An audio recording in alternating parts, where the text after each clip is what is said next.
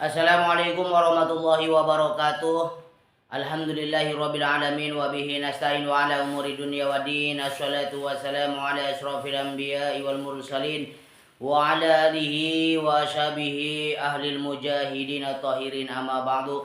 Qala Allah ta'ala fi kitabihil karim wa huwa asdaqul qailin. A'udzu billahi minasyaitonir rajim. Bismillahirrahmanirrahim. Wa'bud rabbaka hatta yatiyakal yaqin. Al-ayah sadaqallahul azim wa sadaqa rasuluhul habibul karim. Wa nahnu ala zalika minasyakirin walhamdulillahi rabbil alamin. Para jamaah kaum muslimin dimanapun anda berada, alhamdulillah pada kesempatan pagi yang cerah ini kita bisa hadir, bisa menyimak kajian kitab Riyadhus Shalihin jilid ke-19. Alhamdulillah. Ini sekarang kita sudah memasuki halaman 230. Jilid ke-19 ini tentang orang yang memulai melakukan kebaikan atau keburukan. Allah Subhanahu wa taala berfirman, "Wallazina yaquluna rabbana hab lana min azwajina Rabbana hab lana min azwajina wa zurriyyatina qurrata a'yunin waj'alna lil muttaqina imama." Orang-orang yang berkata, "Ya Tuhan kami, anugerahkanlah kepada kami istri-istri dan keturunan kami yang menjadi penyenang hati kami, dan jadikanlah kami pemimpin bagi orang-orang yang bertakwa. Waj'alnahum a'immatan yahduna bi amrina wa auhayna ilaihim fi'lal khairat." Kami telah menjadikan mereka sebagai pemimpin-pemimpin yang memberi petunjuk dengan perintah kami. Surat Al-Anbiya. Hadis 173. Hadis 173. An Abi Umar wa Jaribni Abdillah radhiyallahu anhu qala. An Abi Amrin wa Jarir bin Abdillah radhiyallahu anhu qala kunna fi sadril nahari inda Rasulillah sallallahu alaihi wasallam. Panjang nih hadisnya teman-teman. Fajahu qaumun uratun mukhtabis nimari awil abai mutaqallilis suyufi ammatuhum min mudarrabal kulluhum min mudar. Fatama'arra wajhu Rasulillahi sallallahu alaihi wasallam lamma ra'ay fihi minal faqah. Fadakhala summa kharaja fa'amara Bilalan fa'azzana wa qama summa shalla summa khataba faqala, "Ya ayyuhan nasu taqu rabbakumul ladzi khalaqakum min nafsin wahidah." Ila akhiril ayat. Innallaha kana 'alaikum raqiba. Wal ayatul ukhra allati fi akhiril hasyr. Ya ayyuhallazina amanu taqullaha wal tanzur nafsum ma qaddamat lighad. Tasaddaqa rajulun min dinarihi min dirhami min syawrihi min sya'i burrihi min sya'i tamrihi hatta qala walau bisikit tamazzah. Fajar rajulun minal ansari bi syurratin kadat kuffuhu tajizu anha bal qad ajazzat. Summa tataba'an nasu hatta ra'aitu kumaini min ta'ami wa syiyabin. Hatta ra'aitu wajha Rasulillahi sallallahu alaihi wasallam yatahallalu ka'annaha mazhabatun. Faqala Rasulullah sallallahu alaihi wasallam, "Man sanna fil islami sunnatan hasanatan falahu ajruha wa ajru man amila biha min ba'dihi min ghairi ayyan kusa min ujurihim syai'a. Wa man sanna fil islami sunnatan sayyi'atan kana alaihi wizruha wa wizru man amila biha min ba'dihi min ghairi ayyan kusa min auzarihim syai'un." Rawahu Muslim. Abu Amr Jarir bin Abdillah radhiyallahu anhu berkata, ini panjang teman-teman ya, kita simak. Saya bacakan aja ya isi dari kitab Riyadhus Shalihin jilid ke-19 tentang orang yang memulai melakukan kebaikan atau keburukan. Saat itu siang hari ketika kami bersama Rasulullah SAW, datanglah suatu kaum yang berpakaian sangat lusuh dan membawa pedang. Jadi ketika Abu Amr Jarir bin Abdillah sedang berkumur bersama Rasulullah, tiba-tiba ada seseorang yang mendatangi kami yang berpakaian sangat lusuh katanya ya, dan membawa pedang. Kebanyakan mereka atau seluruhnya adalah dari Bani Mudor. Melihat kondisi mereka yang sangat memprihatinkan itu, wajah Rasulullah SAW berubah. Kemudian beliau masuk rumah, setelah itu beliau keluar dan memerintahkan Bilal untuk memandangkan azan. Beliau keluar dan memerintahkan Bilal untuk memandangkan azan. Setelah sholat dilaksanakan, beliau berkhutbah. Wahai sekalian umatku, bertakwalah kepada Tuhan kalian yang telah menciptakan kalian dari diri yang satu. Darinya Allah menciptakan istrinya dan dari keduanya Allah memperkembangbiakan laki-laki dan perempuan yang banyak. Dan bertakwalah kepada Allah yang dengan mempergunakan namanya kalian saling meminta satu sama lain. Dan peliharalah hubungan silaturahim, sesungguhnya Allah selalu menjaga dan mengawasi kalian. Jadi teman-teman, kita sebagai hablum minan nas atau sebagai manusia, kita hubungan dengan manusia itu harus bagus ya. Kita hubungan pertama hablum minallah, hubungan dengan Allah, kita harus jaga sholat tepat waktu, kemudian sholat wajib jangan ditinggalkan, puasa Ramadan, haji, sedekah ya. Itu kita lakukan semua untuk mendekatkan diri kepada Allah Subhanahu wa taala. Di samping hablum minallah, kita pun hablum minan nas, hubungan manusia dengan manusia itu harus baik, tidak boleh saling menzolimi satu sama lainnya. Kita harus tolong menolong satu sama yang lainnya. Ada laki, ada perempuan, ada laki, supaya saling mengisi ya, supaya saling menjaga atau saling membantu. Hai orang-orang yang beriman, bertakwalah kepada Allah dan hendaklah setiap diri memperhatikan apa yang telah diperbuatnya untuk hari esok akhirat. Nah, jadi kita setelah beriman kepada Allah Subhanahu wa taala, beriman kepada Rasulullah, kita dianjurkan untuk bertakwa kepada Allah, menjalankan perintah Allah dan menjauhi segala yang dilarang oleh Allah Subhanahu wa taala. Kemudian kita merenung nih, perbuatan apa yang hari esok untuk akhirat kita kerjakan. Apa kita mampu sedekah, bergotong royong, menolong atau membantu orang yang membutuhkan ya. Kita harus senantiasa punya target untuk amalan akhirat. Dan bertakwalah kepada Allah, sesungguhnya Allah Maha mengetahui apa yang kalian kerjakan. Jadi kita disuruh bertakwa kepada Allah. Sebab apa? Sebab apapun yang kita kerjakan, baik sembunyi, baik ramai, itu Allah Subhanahu wa taala mengetahui apa yang kita lakukan selama ini. Aktivitas kita mau rame, mau nggak ada orang, ya mau banyak orang, itu Allah Subhanahu wa taala. Bahkan hati manusia pun nggak ada yang tahu kecuali Allah Subhanahu wa taala. Dalam hati manusia, ketika manusia tidak tahu luas dalam hati ini seperti apa, Allah Maha tahu. Hendaklah seorang laki-laki bersedekah dengan dinar, dirham, baju, 1 sok gandum dan 1 sok korma. Hingga Nabi menyebutkan sekalipun dengan sebutir korma. Jadi kita teman-teman ya, jadi kita punya rezeki, nggak punya rezeki, kita dianjurkan untuk bersedekah. Ya, itu nggak ada alasan orang nggak bisa bersedekah. Semuanya orang dikasih rezeki kok oleh Allah Subhanahu wa taala. Makanya di dalam Al-Qur'an itu ada waqimus shalah wa atuz zakah. Dirikanlah sholat maka tunaikan zakat. Orang-orang yang khusus sholat itu pasti kaya. Setelah kaya pasti mampu membayar zakat atau sedekah. Walaupun sedekah itu dengan sebutir kurma. Jadi kita benar apa yang kita lakukan, perbaikin. Itu besar pahalanya, banyak banget, kecil pun diterima oleh Allah Subhanahu wa taala ya. Syukur-syukur besar, syukur kita punya ya besar kita kasih. Kalau misalnya nggak punya 1 butir kurma pun itu sedekah.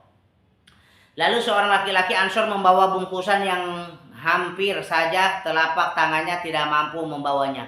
Setelah itu orang-orang berduyun-duyun memberikan sedekah sehingga aku melihat 1 gundukan makanan dan 1 gundukan pakaian. Aku melihat wajah Rasulullah berseri-seri seperti lempengan emas. Lalu beliau bersabda, barang siapa yang melakukan perbuatan baik dalam Islam, maka dia mendapat pahala perbuatannya dan pahala orang yang ikut melakukannya tanpa mengurangi pahala mereka sedikit pun. Subhanallah. Jadi teman-teman, kalau kita melakukan kebaikan, misalnya kita berdakwah atau mengajak orang sholat, kemudian orang itu mau sholat, itu pahala orang itu melakukan sholat, kita pun mendapatkan pahalanya sama dengan orang yang melakukan sholat. Jadi makanya kita mengajak ya, mengajak dalam kebaikan, kita mengajak sedekah, mengajak umroh, mengajak haji, mengajak kebaikan-kebaikan. Itu selama orang itu melakukan kebaikan itu, atau apa yang kita nasihati kemudian dia ikutin dengan sunnah Rasulullah Muhammad SAW, kita pun mendapatkan pahala dari orang tersebut melakukan itu. Jadi kita harus sering-sering mengajak ya teman-teman. Jadi kalau misalnya kita mengajak, berhasil orang itu mau sholat, kemudian berhasil orang itu mau sedekah, nah kita apa yang dia lakukan kita mendapatkan pahala. Atau simpelnya gini teman-teman, dakwah nggak usah kita misalnya kalau nggak bisa nggak terlalu luas-luas ya. Kita ada saudara kita, ponakan kita kumpulkan, kemudian anak kita, anak tetangga kumpulkan semuanya, ngaji kita ajarin Iqra. Nah, belajar abatasa. Jadi orang nggak bisa belajar ikro kemudian bisa itu, atau orang nggak bisa Al-Fatihah kita ajarkan Al-Fatihah itu, selama dia pakai kita mendapatkan pahalanya seperti itu ya. Yang simpel-simpel aja tapi pahalanya besar sekali ya. Kemudian ini ketika ada orang yang melakukan sodako ini, Rasulullah berseri-seri ya. Memang pahalanya besar sekali. Apalagi ini sodako itu bukan di dunia saja. Nanti di alam barzah, orang yang sekarang di alam barzah itu ditemani dengan sodakohnya. Jadi orang banyak yang menyesal atau ingin kembali ke alam dunia dalam hadis itu, ingin kembali ke alam dunia untuk apa? Untuk sodakoh. Karena memang sodakoh itu bisa membuat kita kaya, bisa membuat kita maju, kemudian hubungan kita dengan manusia itu baik ya, semuanya itu akan timbul kepada kita kebaikan-kebaikan yang kita lakukan gitu.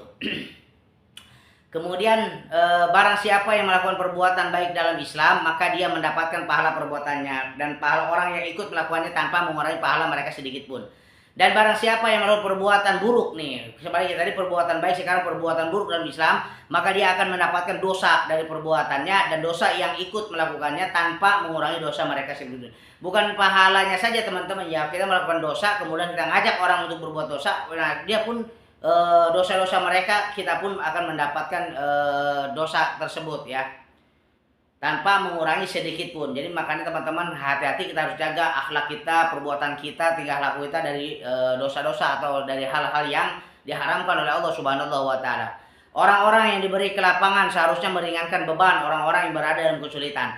Jadi teman-teman, kita jangan sama dengan si korun ya. Kita ketika susah kita baik, kemudian kita begitu jadi orang kaya kita sombong atau membanggakan, jangan ya teman-teman. Semakin kaya kita sisihkan ya, 1.025.000 itu udah hukumnya seperti itu ya teman-teman. Ya sedikit ya kita kasih, syukur-syukur kita banyak. Yang penting mah babul ikhlas itu ngomong telakeun ikhlas.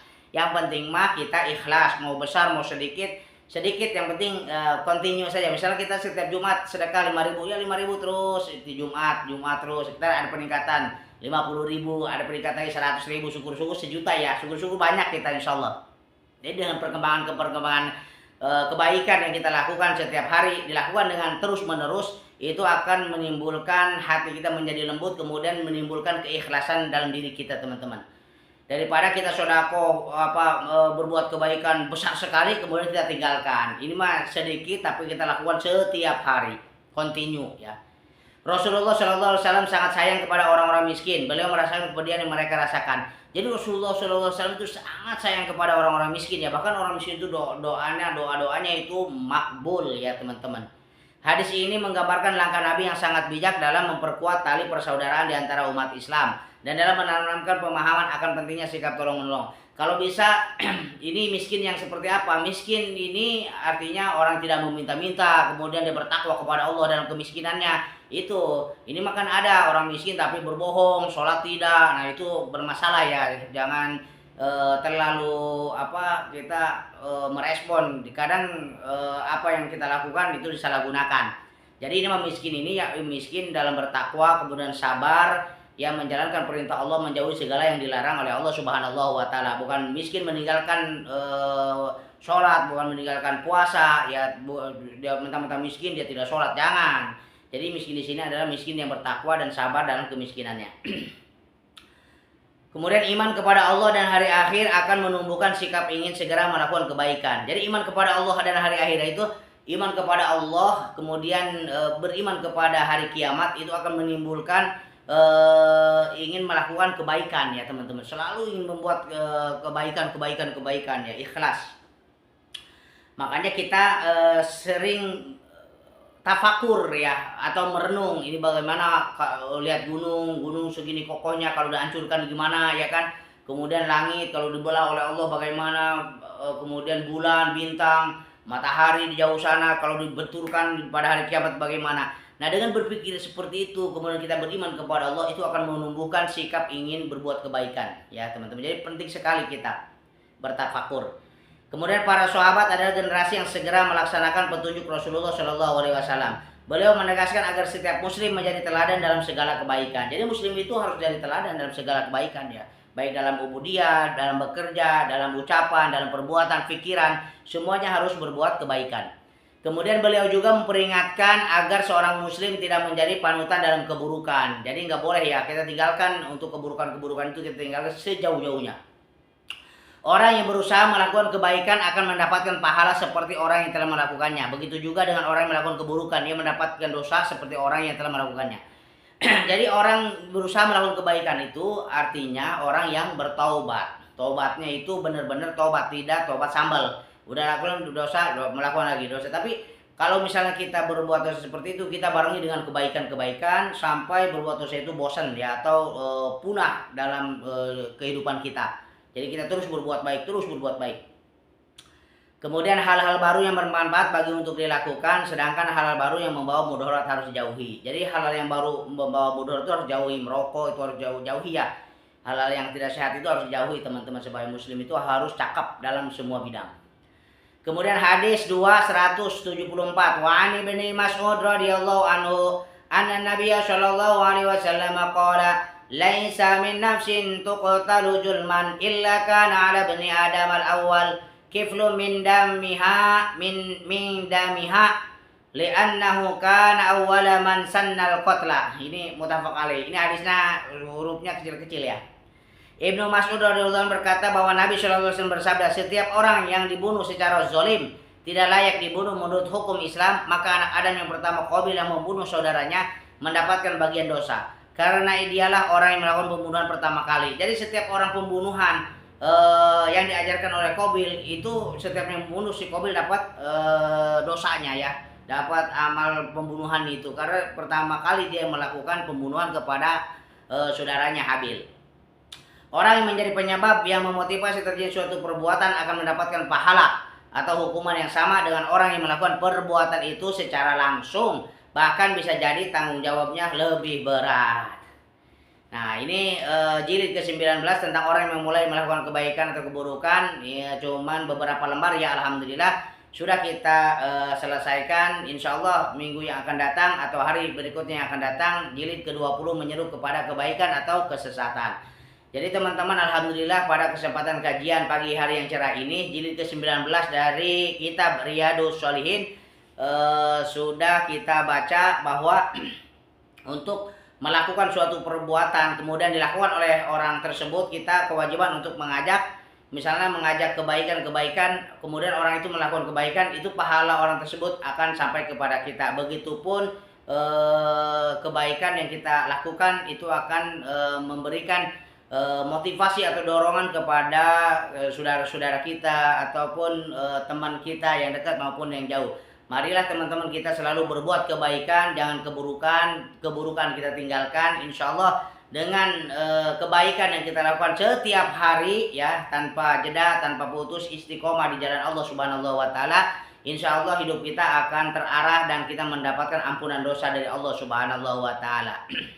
Demikian, alhamdulillah, mudah-mudahan pengajian ini mendapatkan ibroh dan maghfirah dari Allah Subhanahu wa taala. Ya Rabbi bil Mustafa balligh maqasidana waghfir lana ma madha ya wasi'al karami ya arhamar rahimin ya arhamar rahimin ya arhamar rahimin farrij 'alal muslimin ya Rabbi bil Mustafa balligh maqasidana waghfir lana ma madha ya